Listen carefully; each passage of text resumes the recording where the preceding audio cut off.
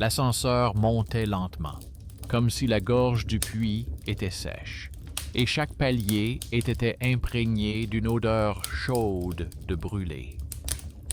Le point central de la caméra, au plafond, clignotait en rouge lorsque la lumière était éteinte, comme un œil qui ne doit pas voir dans l'obscurité. Sous le tapis, près de la porte, se trouvait une clé plate inconnue, sans porte-clés, à moitié recouverte de poussière, et présentant une fine rayure le long de la tige, comme si quelqu'un avait récemment essayé de la tourner dans une vieille serrure. « Bonjour, je suis ravi de vous accueillir ici. Veuillez indiquer dans les commentaires d'où vous regardez, sans détails superflus, et si vous préférez regarder le soir ou la nuit. Je vous souhaite une écoute paisible et attentive. » Il vivait seul, non par principe, mais par calcul. Appartement loué, travail sans garantie, petit boulot le soir, traduction pour ceux qui n'ont pas le temps, et rare visite à sa mère, avec des médicaments et des reçus de caisse rangés dans un dossier transparent. Il respectait un rythme, payer à temps, se réveiller sans faute, faire le ménage le samedi, tenir un carnet de notes en lettres pour ne pas se tromper. Le silence était son outil, le seul véritable. C'est pourquoi il a mis la première nuit sur le compte de la fatigue. À moitié endormi, il lui semblait que quelqu'un respirait près de son lit, doucement, régulièrement, comme une personne qui essaye de ne pas se trahir dans l'obscurité. Il alluma la lumière, regarda la pièce vide, écouta le bruit de l'ascenseur qui tirait le câble, puis s'endormit après avoir noté 2 mots dans son carnet. La fatigue respire. Le matin, l'oreiller portait une empreinte étrangère. Pas une marque dans la couette, ni un pli dans le drap, mais précisément une 2e cuvette, comme si une tête avait reposé dessus. Sur la table de chevet, il y avait une trace de tasse, alors qu'il n'avait pas bu pendant la nuit. Le coin du miroir était embué de l'intérieur, alors que la fenêtre était entr'ouverte. 3 détails, chacun pouvant être fortuit. Il n'aimait pas les hasards, car ce sont eux qui brisent le rythme. 3 nouvelles lignes apparurent dans son carnet d'observation. Oreiller, cercle, buée. Il ne se mit pas à jouer au chasseur. Il mit le dictaphone sur son téléphone et l'enregistra toute la nuit. Il posa le téléphone sur l'armoire, de manière à ne pas le heurter. Il colla sur la porte, de l'intérieur, une fine bande transparente, à peine trouble à cause de la chaleur de la peau. Il glissa sous le tapis une bande de papier marquée au stylo à billes afin de remarquer le moindre déplacement. Il n'attendait pas de miracle et n'appelait pas de spécialiste des ombres. Il faisait ce que la nécessité lui avait appris. Il consignait les faits. Dans l'après-midi, le concierge, sec et taciturne, vint le voir avec un seau et une brosse. Dans l'immeuble, on ne l'aimait pas pour son souci du détail concernant les déchets et les vieux tapis dans la cage d'escalier.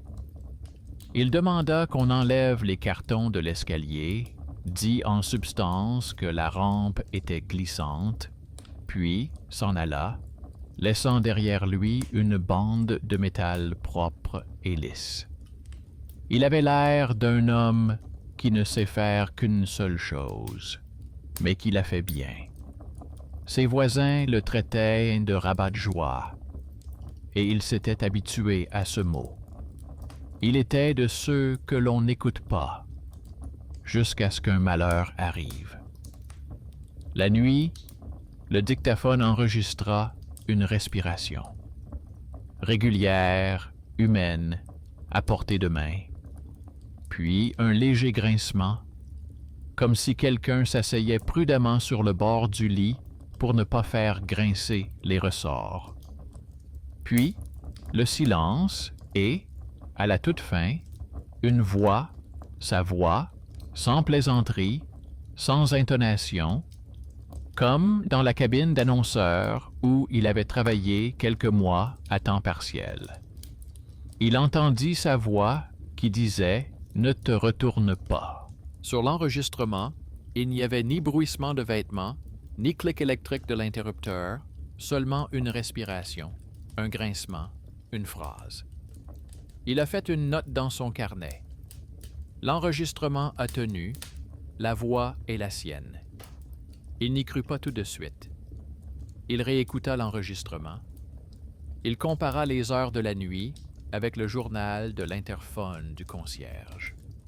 Le journal ne contenait que des lignes vides, et le concierge haussa les épaules. La porte n'avait pas été ouverte. L'écran de l'ascenseur affichait le numéro de l'étage en lettres. Mais l'ingénieur chargé de l'entretien de l'ascenseur avait noté dans son carnet que pendant la nuit, la cabine avait effectué un trajet supplémentaire sans appel, comme si quelqu'un avait ajusté le poids. Il ne discuta pas. Il a ajouté une nouvelle ligne dans son carnet d'observation. Trajet supplémentaire sans appel.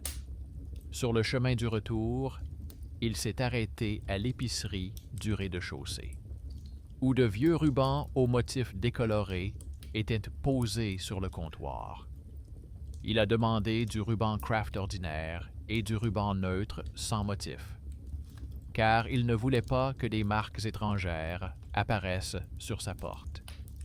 Il contourna soigneusement la vitrine, où des taches de sparadrap blanchissaient sur les attaches, et mémorisa l'odeur de l'imprégnation au laurier dont on frottait parfois les cordes. L'odeur correspondait à celle qui flottait dans son entrée le matin. Il prit une décision qui aggravait la menace, mais il n'y avait pas d'autre solution. Il laissa la caméra enregistrer et s'allongea sur le bord du lit, près du mur, laissant un espace libre à côté de lui, comme pour un invité inattendu. Il n'éteignit pas complètement la lumière, mais appuya sur le plafonnier avec un morceau de papier pour qu'il brille faiblement sans éblouir.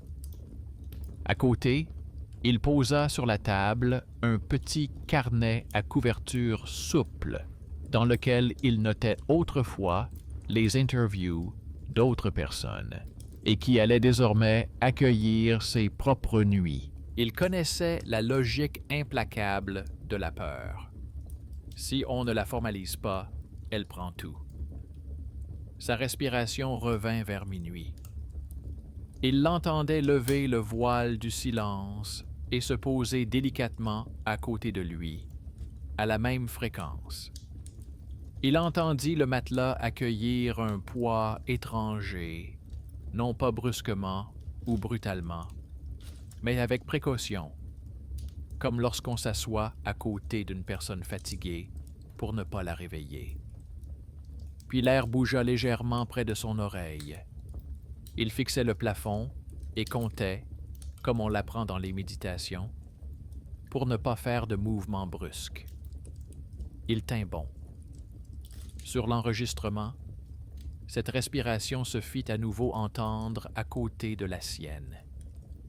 À la fin, une voix au timbre identique se fit à nouveau entendre et lui dit la même chose, lui interdisant de se retourner. Il éteignit l'enregistrement à l'aube et se dirigea vers la fenêtre, sans allumer la lumière.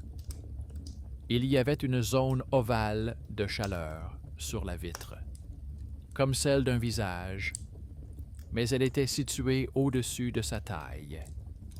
Il posa sa main à l'endroit où la trace était plus chaude et sentit une légère adhérence, comme celle de l'eau fraîche. L'eau venait de nulle part. Il resta debout pendant 30 secondes à écouter l'ascenseur en bas prendre une inspiration supplémentaire. Dans la journée, il fit un simple tour, interphone, concierge, ascenseur, concierge. Le concierge lui montra le journal. Aux heures requises, aucune clé, aucune ouverture. L'ingénieur de l'ascenseur lui expliqua que les indications de poids variaient pendant la nuit, comme si quelqu'un s'allongeait sur la cabine sans entrer, et que cela était parfois dû à des camarades qui, par habitude, poussaient la porte avec leur épaule sans appuyer sur le bouton, mais que la cabine réagissait quand même. Le concierge a silencieusement montré une petite fente dans la plinth, là où le tuyau de chauffage entre dans le mur, et a expliqué que dans ces immeubles, on cachait autrefois les fils téléphoniques et que l'air circulait entre la pièce et la cage d'escalier par ces fentes. Il n'était pas ingénieur, mais sa précision s'est soudainement avérée utile. Ce héros méconnu a révélé un détail important sans le nommer à voix haute. Le soir, il a imprimé ses notes sur papier, a inscrit les numéros des dossiers dans un cahier et a collé sur chacun d'eux de petits carrés avec la date en lettres. Il ne croyait pas aux dossiers anonymes. Il a collé une nouvelle bande transparente sur la porte. Il a placé une nouvelle bande de papier sous le tapis. Il a mis une tête d'oreiller propre sur le lit afin que l'empreinte ne puisse pas être attribuée à un ancien pli. Il a pris une photo de la pièce avec un retardateur sur un trépied afin de savoir où se trouvait chaque objet. Ce n'était pas de la chasse, c'était la comptabilité de la peur. La nuit, la respiration est arrivée plus tôt. Il a juste eu le temps de fermer les yeux et de compter jusqu'à 20. Dans l'obscurité, l'air a bougé à droite, près de la table de chevet. Il a entendu un grincement, comme lorsqu'on pose un livre sur le bord du matelas. Le dictaphone fonctionnait. La caméra enregistrait des couches grises. À un moment donné, il remarqua quelque chose d'étrange.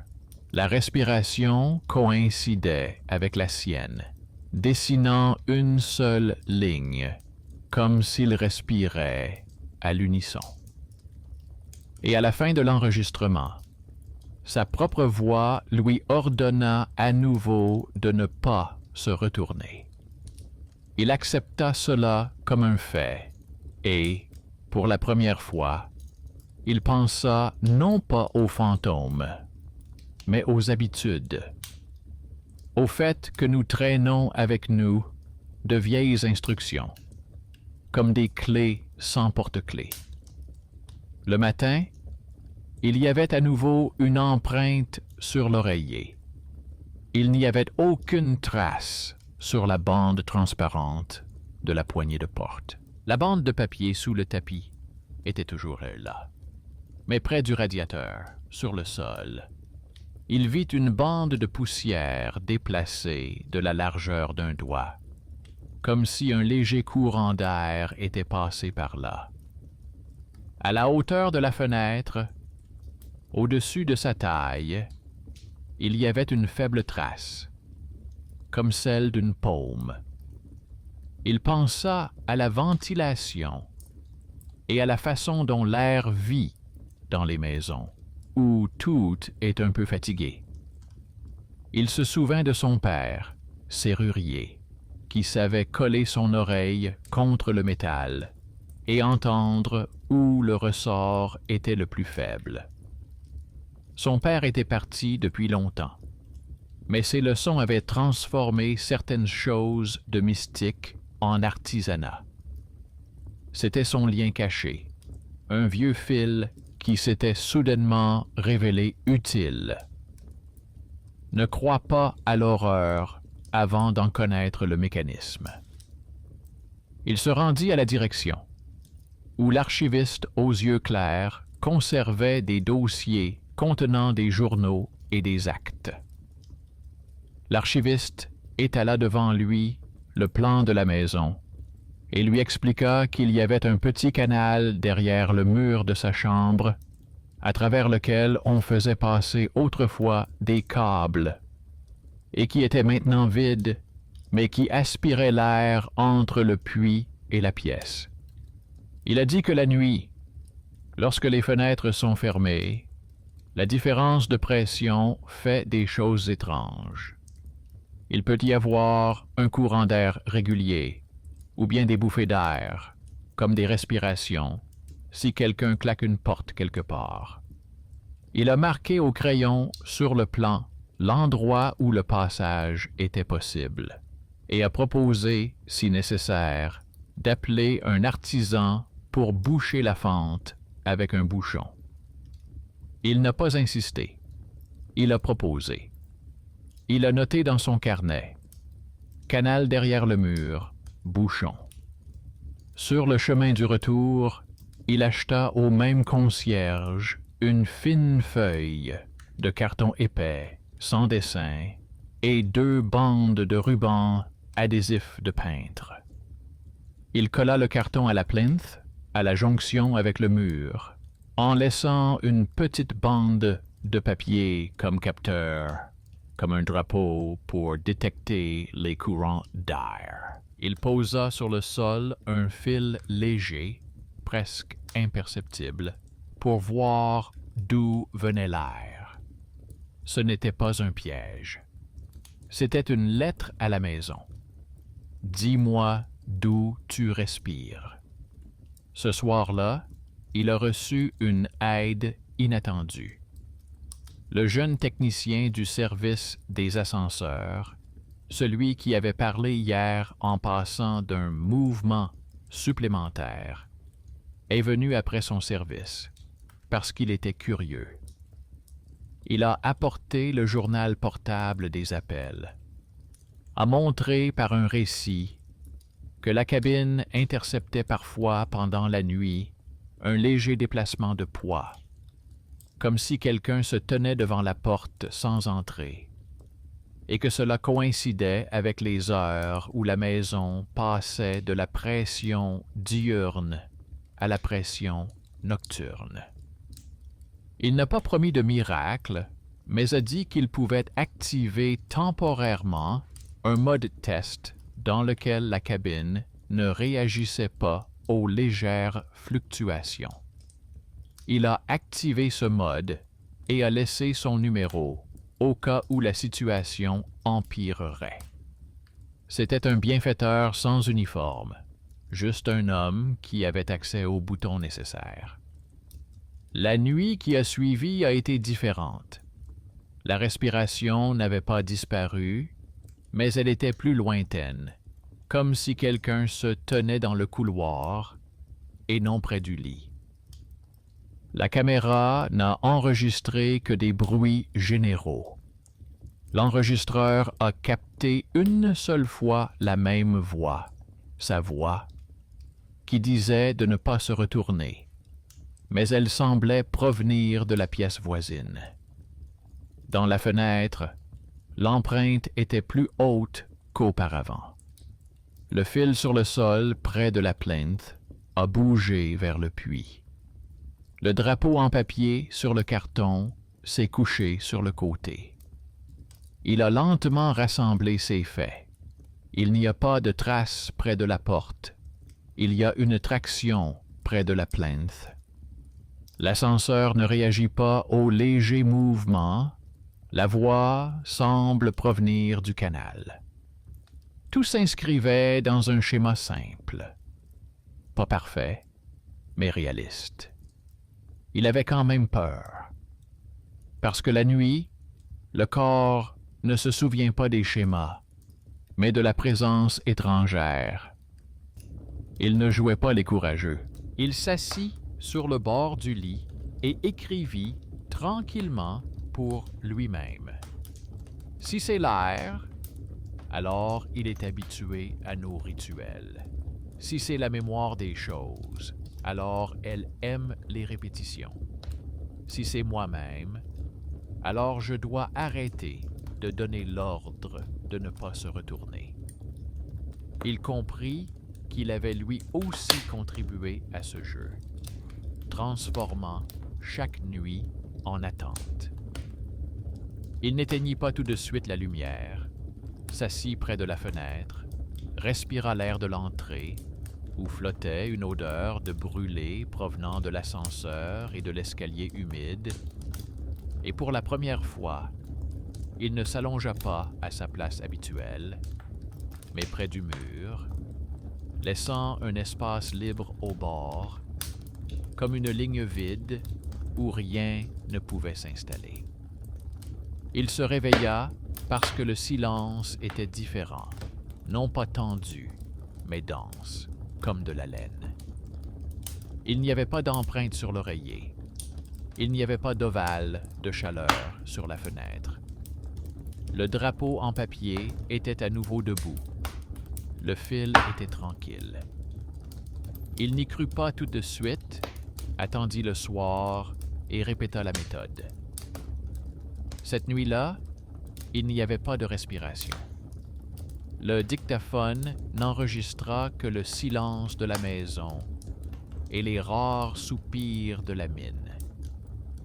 À la fin, comme toujours, il écouta l'enregistrement jusqu'à la dernière seconde et, pour la première fois, il n'entendit pas sa voix.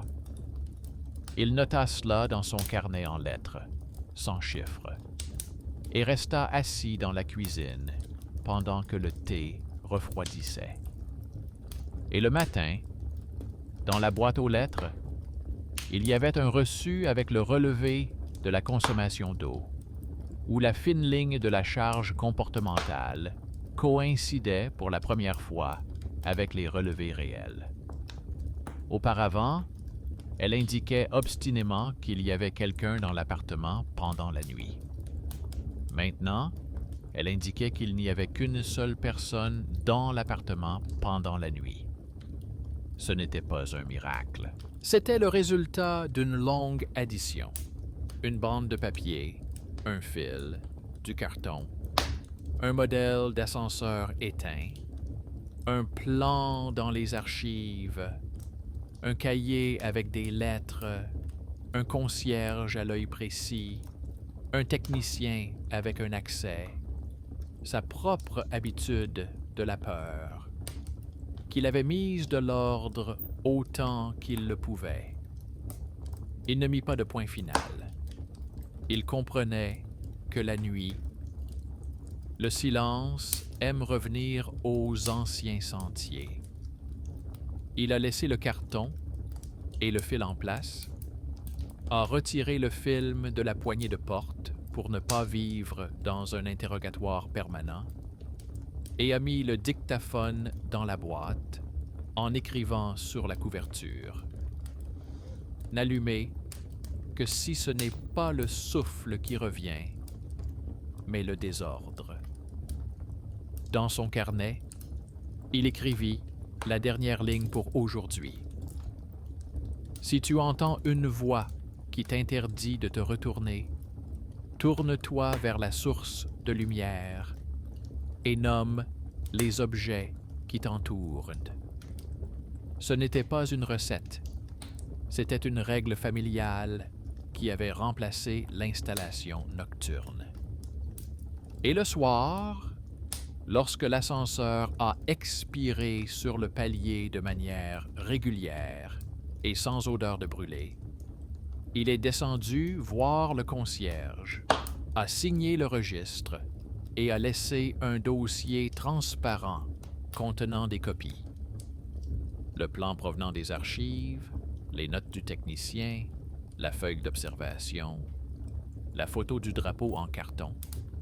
Non pas pour prouver qu'il avait gagné, mais pour que la maison ait un document pour chaque bruit. Les maisons en ont autant besoin que les gens. Et cette nuit-là, par habitude, le point de la caméra au plafond a clignoté une fois, mais pas nerveusement, comme une horloge qui fonctionne au bon rythme. La suite sera tout aussi simple. Il vérifiera encore une fois le fil, regardera encore une fois la fenêtre, écrira encore une fois quelques lignes en lettres. Les histoires dans lesquelles quelqu'un respire dans l'obscurité ne se terminent pas par des feux d'artifice. Elles se terminent par un réfrigérateur silencieux, une lumière uniforme et le fait qu'une personne dort à nouveau de son côté du lit. Le soir venu, il a démonté le lit jusqu'au matelas et l'a éloigné du mur pour voir la bande de poussière derrière le radiateur. À l'endroit où se trouvait auparavant le fil, s'étendait un chemin à peine visible de dépôt gris, comme le lit d'un ancien courant d'air.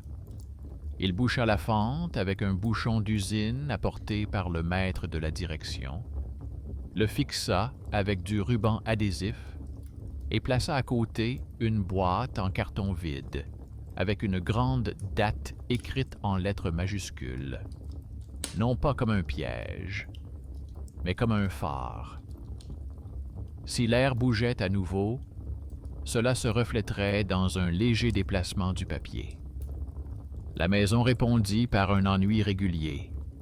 Pas de claquement, pas de respiration superflue, seulement les pas habituels dans l'escalier et le bruit rare du vide-ordures. Ma mère a trouvé une boîte contenant les affaires de mon père. À l'intérieur se trouvait un vieux magnétophone avec un bouton d'enregistrement usé et une cassette dans un boîtier transparent. Sur un bout de papier, mon père avait écrit à la main quelques mots sur les gardes de nuit et les règles de sécurité. Ma mère m'a raconté qu'il aimait répéter les mêmes instructions simples à un adolescent jusqu'à ce qu'elles soient gravées dans sa mémoire. Comment s'approcher du ressort, comment tenir la clé, comment économiser ses mouvements dans l'obscurité quand la porte d'un inconnu est à proximité. Le soir, chez lui, il a écouté la cassette et a reconnu sa voix familière, le même timbre régulier, la même habitude de ne pas élever la voix et une phrase que son enfance avait absorbée sans réserve. Dans certaines situations, son père disait toujours de ne pas se retourner tant que la source n'était pas identifiée. Il éteignit le lecteur et comprit que ses propres enregistrements de la nuit résonnaient comme l'écho de leçons oubliées, que le corps répétait de lui-même lorsque le système environnant perturbait le rythme. Il a montré le fichier contenant les enregistrements nocturnes à son voisin, qui s'y connaissait en son.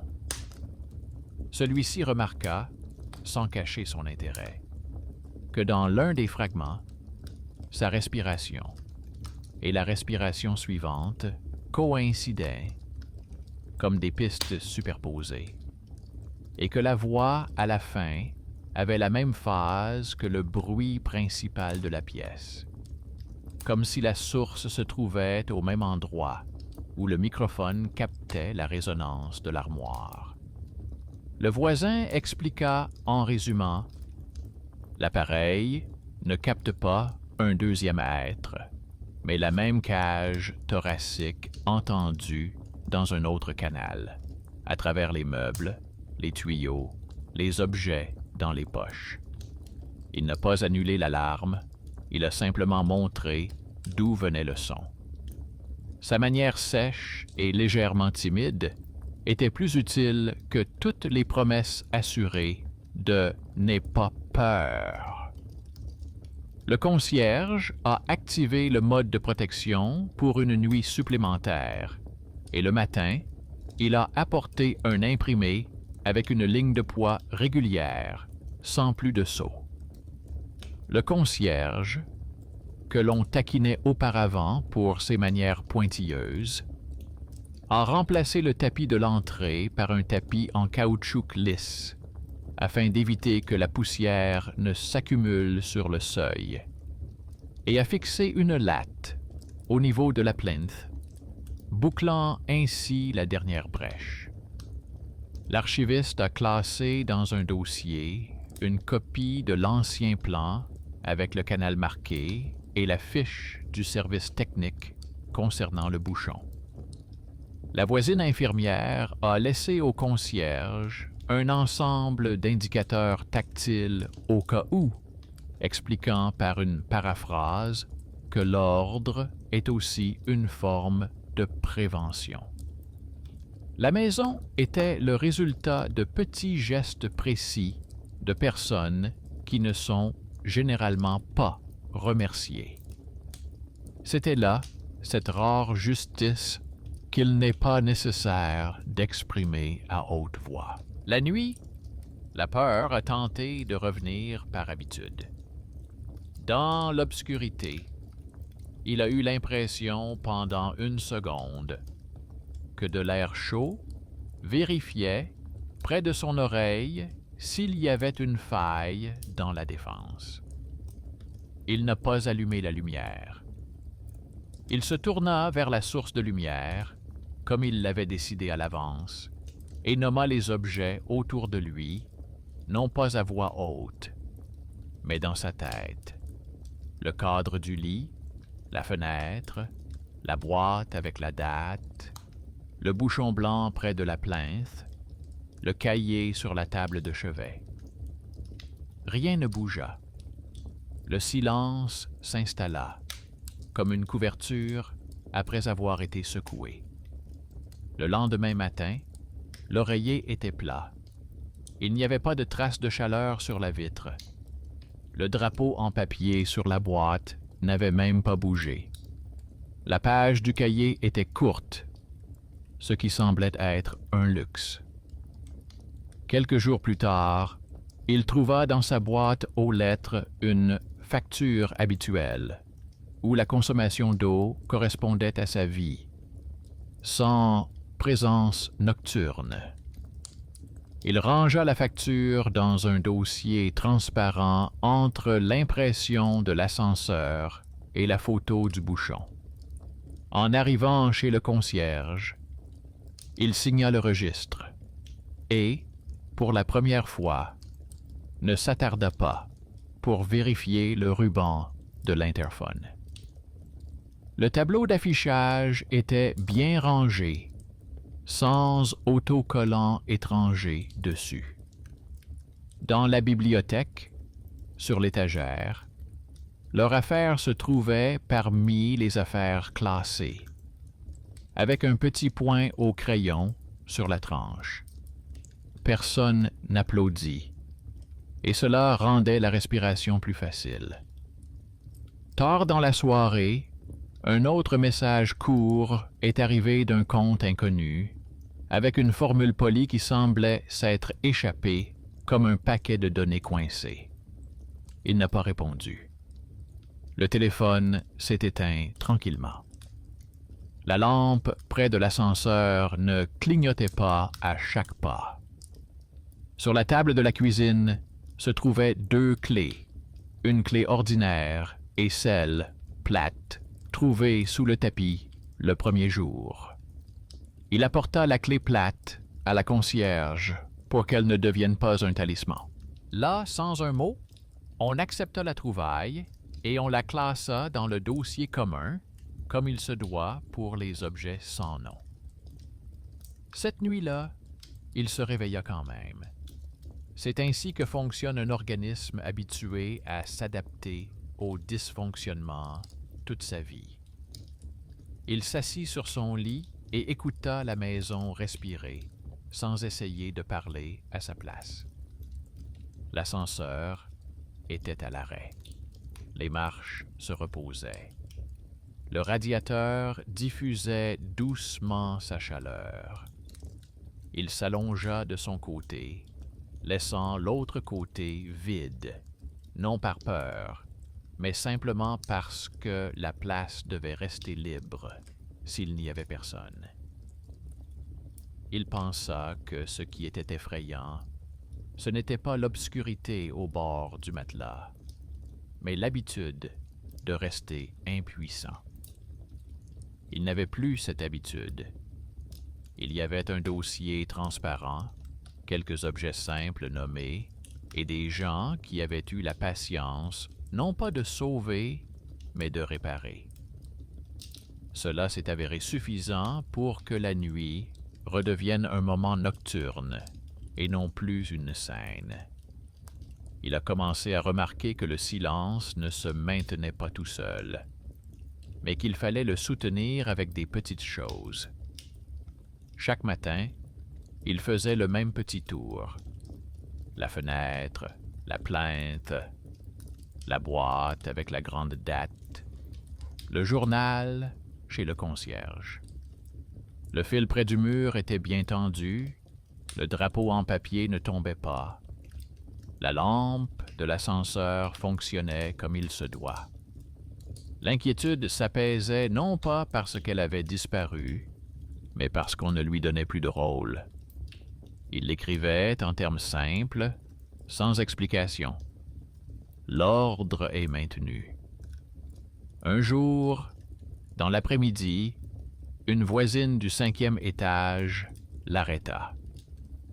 Elle était gênée et lui raconta qu'elle entendait la nuit dans sa chambre une respiration régulière, comme si quelqu'un se tenait légèrement à côté d'elle, et que parfois, le lit bougeait légèrement au bord. Elle ajouta qu'elle avait honte de le déranger, car il y avait toujours des gens qui étaient dans une situation pire que la sienne, mais qu'elle n'en pouvait plus. Il ne lui promit pas qu'il connaissait la réponse. Il lui apporta du fil, un morceau de carton épais, une bande transparente et un bloc-notes. Une voisine infirmière qui passait par là lui a laissé 2 de ses indicateurs tactiles et lui a expliqué où les coller pour voir où se trouvait réellement une main chaude et où il n'y avait que l'idée d'une main chaude. Le soir, ils ont recouvert ensemble la fente étroite du radiateur avec du carton, ont tendu le fil le long de la plainte et ont posé la boîte avec la grande date en lettres sur la table, de manière à ce qu'elle soit visible dans le reflet de l'armoire. Il a expliqué en répétant que si le souffle réapparaissait pendant la nuit, il était important de ne pas courir vers l'interrupteur, mais de regarder le fil et le drapeau le lendemain matin. La voisine acquiesça, posa le bloc-notes sur le rebord de la fenêtre, comme on le fait avec les médicaments, et ferma la porte. Le concierge monta sur le palier et, sans intervenir, se contenta d'enlever le vieux tapis sous lequel s'accumulait la poussière et d'essuyer la rampe pour que les doigts ne glissent pas lorsque quelqu'un cherche un appui dans l'obscurité. La nuit, il n'écoutait pas les murs des autres, mais l'habitude le réveilla quand même au milieu du silence. Il s'assit sur son lit, remarqua que l'ascenseur ne faisait pas de respiration supplémentaire et se recoucha sans appeler le dictaphone. Le matin, sa voisine frappa à sa porte et lui raconta qu'il n'y avait presque pas eu de respiration et que vers le matin, tout avait disparu, comme si quelqu'un était sorti dans le couloir. Le fil était bien droit. Le drapeau en papier n'était pas tombé. Il ne restait aucune trace de chaleur sur la fenêtre. Dans son carnet, elle avait écrit une courte note avec les mêmes lettres que lui. Il y avait presque, puis plus rien. Elle sourit comme sourient les gens qui ne ressentent pas de joie, mais qui se libèrent d'un poids. Il apporta au concierge un autre dossier transparent. Il contenait des copies de leur village, son bouchon, son fil, la feuille du service d'ascenseur, la photo des boîtes avec les dates, un extrait du journal de l'interphone. L'archiviste, derrière le comptoir de la bibliothèque, prit le deuxième dossier et dit qu'il le placerait à côté du premier afin que l'histoire ait deux adresses. Il fit un petit point au crayon sur la tranche et écrivit brièvement « Respiration nocturne en cours de résolution ». Pas résolu, mais en cours de résolution, car dans ce genre d'affaires, il est préférable de laisser la grammaire vivante. Le soir, la responsable est venue pour vérifier la ventilation dans plusieurs appartements. L'ingénieur, muni d'un appareil portable, a longuement écouté près des plaintes, pris des notes, posé sa main sur les murs et parfois fait des annotations sur les différences de pression et les soupapes coincées. Il n'a pas utilisé de termes compliqués et, à la fin, il a demandé au concierge le journal, y a soigneusement noté que les bouchons étaient en place, que les soupapes étaient réglées et que les tests avaient été effectués. Il a dit en substance que si la maison recommençait à respirer dans la mauvaise direction, il reviendrait. Mais qu'il fallait d'abord mettre une feuille avec la date écrite en lettres dans le cadre. Lui aussi aimait la clarté. Le service des ascenseurs a également supprimé le mode test et laissé pendant une semaine un réglage souple dans lequel la cabine ne réagit pas au micro-déplacement. Le jeune technicien a remis une impression avec une ligne droite et a répété qu'il n'y avait pas eu de mouvement inutile pendant la nuit. Il a ajouté à voix basse, comme pour lui-même, qu'il aimait quand les chiffres correspondaient à ce que les gens ressentaient, car sinon, le travail devenait un jeu de devinettes. Personne ne l'a remercié à voix haute, et il ne s'en est pas offusqué.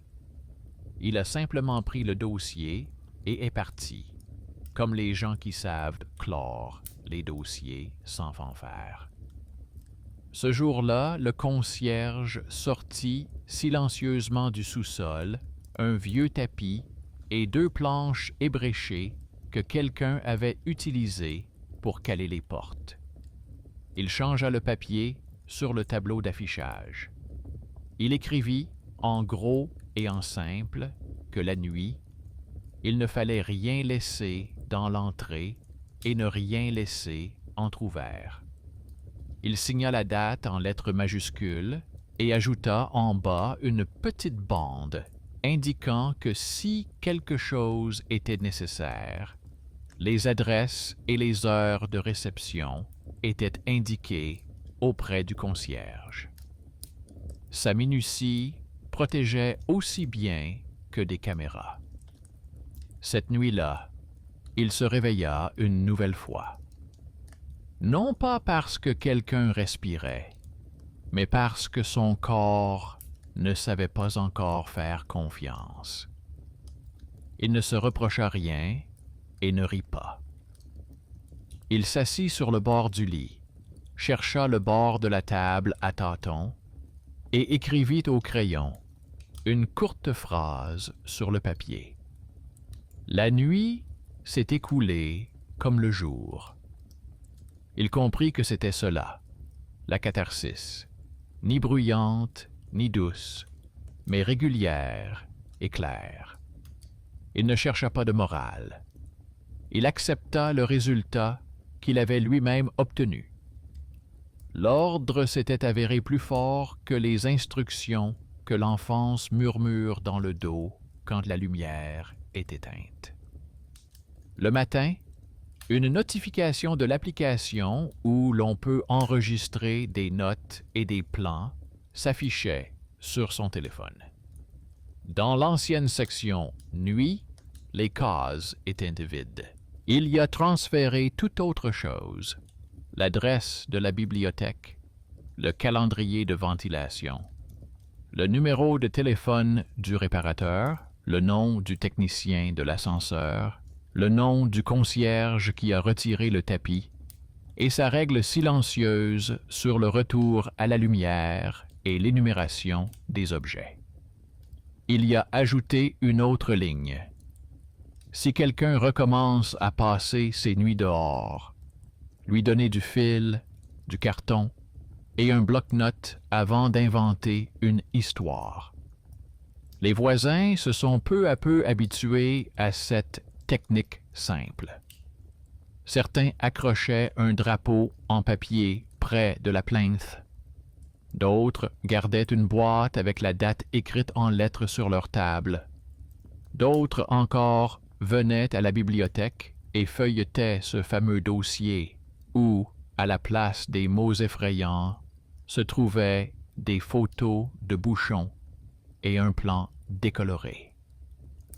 De nouvelles feuilles n'apparaissaient pas sur le tableau d'affichage, car il n'y avait pas de personnes supplémentaires souhaitant y laisser leur message.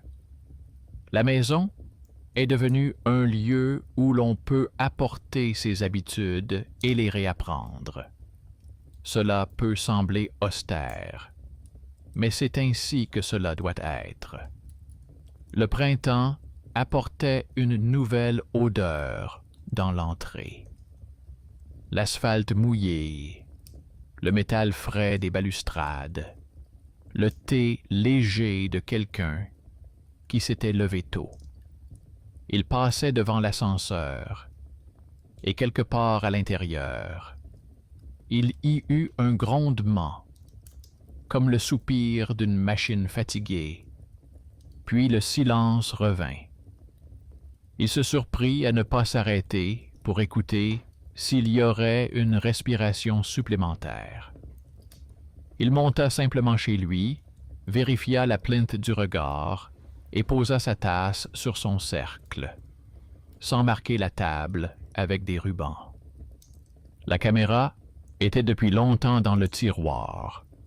Le dictaphone était posé à côté, sur l'étagère latérale, comme un outil et non comme un dispositif de secours.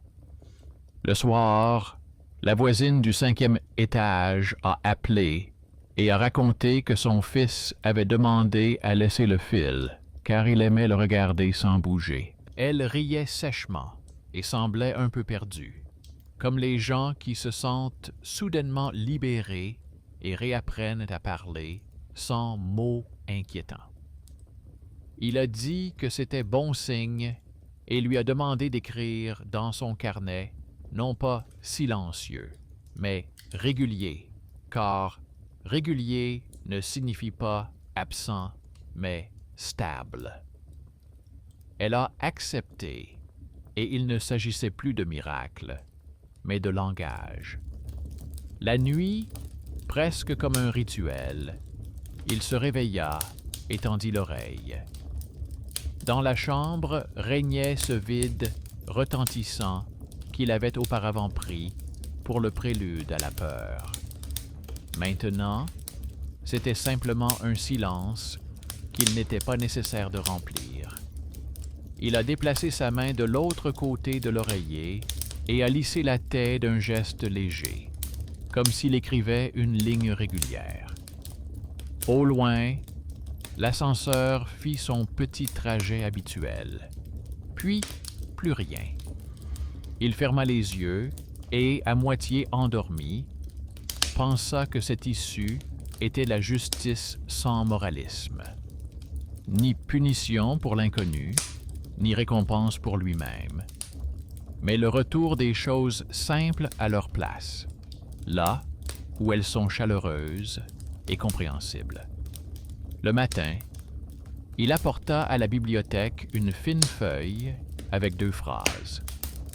La nuit passa comme le jour, et, si nécessaire, tourne-toi vers la lumière et nomme les objets qui se trouvent à côté. La laborante a classé la feuille à la fin du dossier et a dit, en la paraphrasant, qu'il était utile pour les gens de voir de telles fins, sans fanfare, mais avec un soutien. Il a hoché la tête, l'a remercié et, en sortant, a remarqué que le concierge alignait l'annonce sur le tableau pour que le coin ne soit pas de travers. Ce geste s'est avéré être la conclusion la plus juste. Il n'est pas nécessaire de vaincre la nuit, il suffit de garder le coin droit. La maison expira et se tut.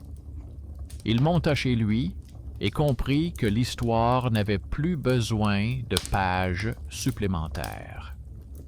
Il restait encore beaucoup de pages vierges dans son carnet, et pour la première fois, cela ne l'effrayait pas. Le vide était simplement devenu un espace pour le lendemain. Une semaine plus tard, il se surprit à s'adonner à un luxe inhabituel. Ne pas vérifier le dictaphone pendant la nuit et ne pas écouter l'ascenseur. La matinée se composait de petites choses.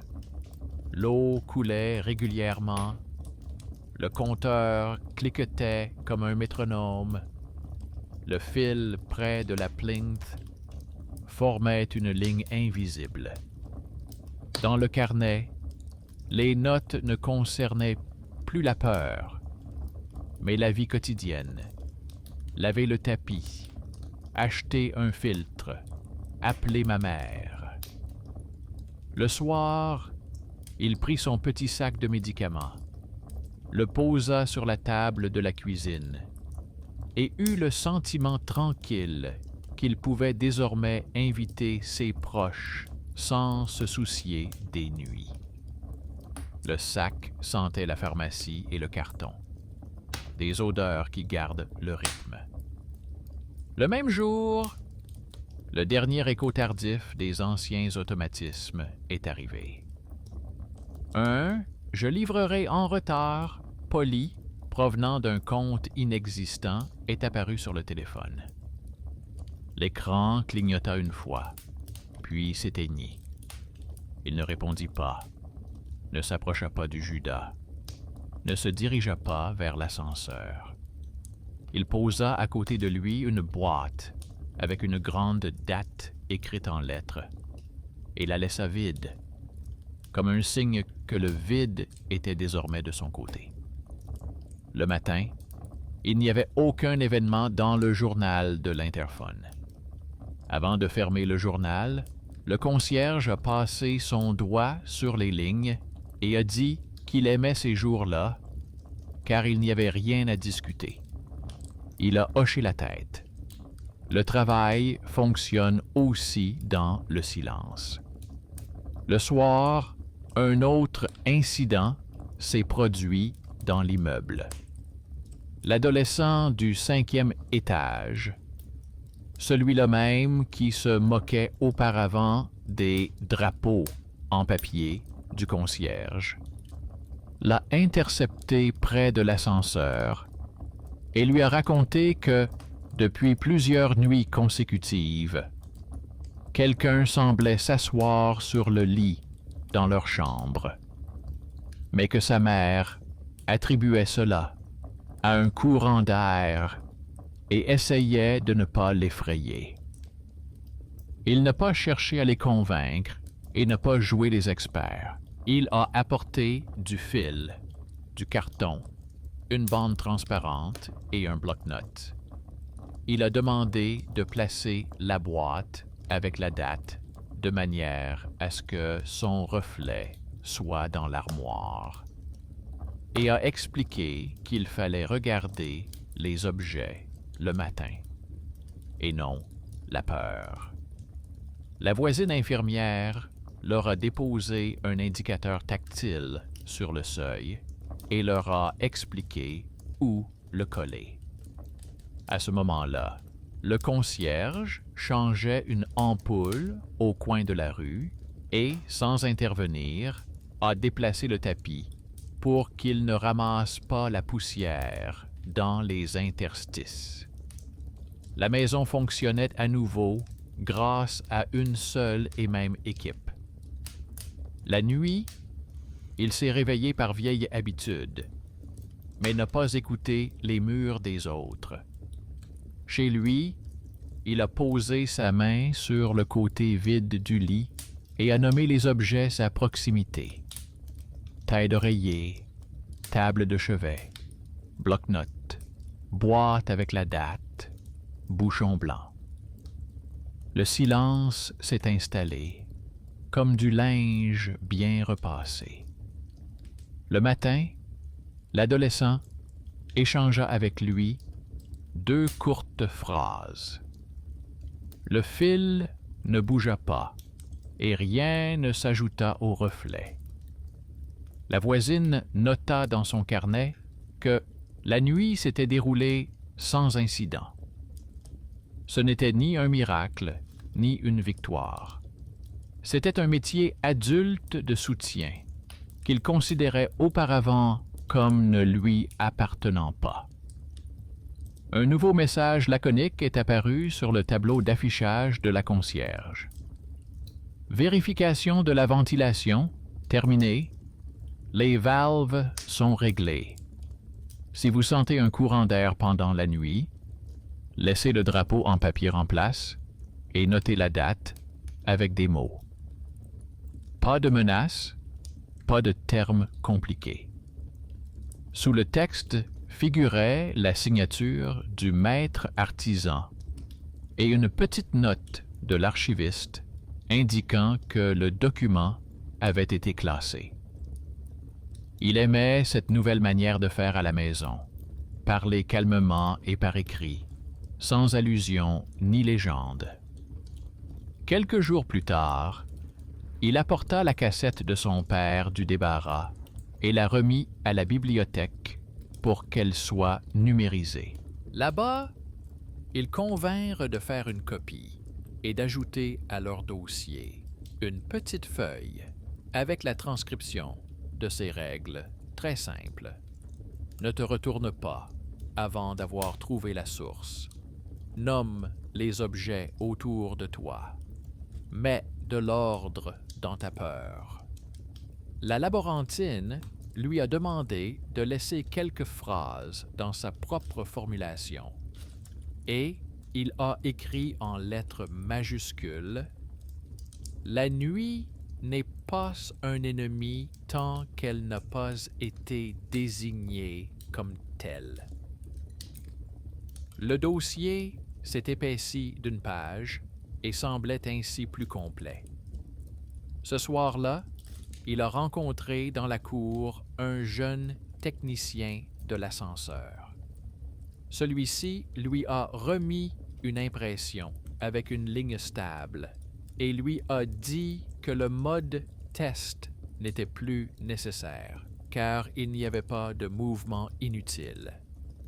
Il a dit que si les fluctuations recommençaient, on pouvait l'appeler directement et a ajouté, presque timidement, qu'il était heureux que les chiffres coïncident avec les sensations humaines.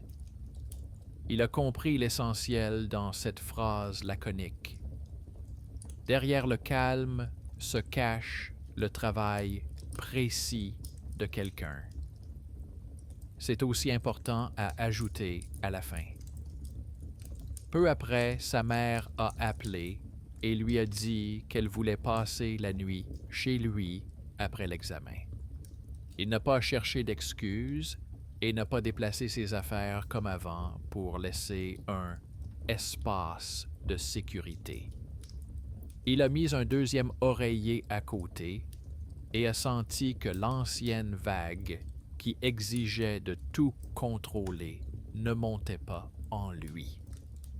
Il ne s'est réveillé qu'une seule fois pendant la nuit, non pas à cause d'un souffle dans l'obscurité, mais à cause d'une respiration calme et régulière à côté de lui, celle pour laquelle on préparait une place dans la maison. Il n'a pas allumé la lumière et n'a pas vérifié les fenêtres. Il a simplement tiré légèrement la couverture pour se protéger du courant d'air provenant de la fenêtre. Le matin, il y avait l'empreinte d'une deuxième tête sur l'oreiller, et c'était normal. Dans l'après-midi, il sortit de l'appartement une boîte portant une date importante et la rangea soigneusement dans l'armoire, non pas comme un trophée, mais comme un outil qui pouvait désormais rester inutilisé. Il ne laissa sur la table qu'un bloc-notes et un stylo.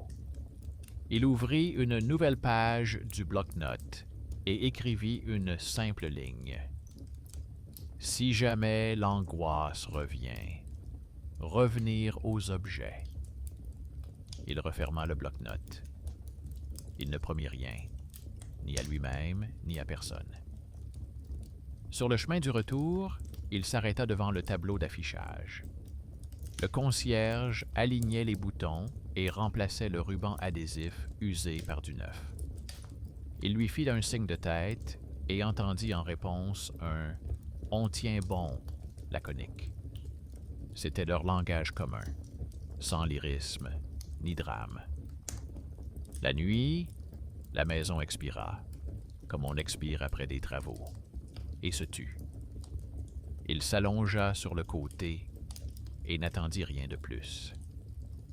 Dans l'obscurité, rien ne respirait à part lui, et c'était assez effrayant dans le passé et assez calme maintenant. L'histoire n'a pas claqué la porte, n'a pas tourné en rond, n'est pas devenue une légende. Elle s'est rangée dans un dossier, a occupé une étagère et a laissé la table libre. Et pour une histoire nocturne, c'est la fin la plus honnête que l'on puisse imaginer.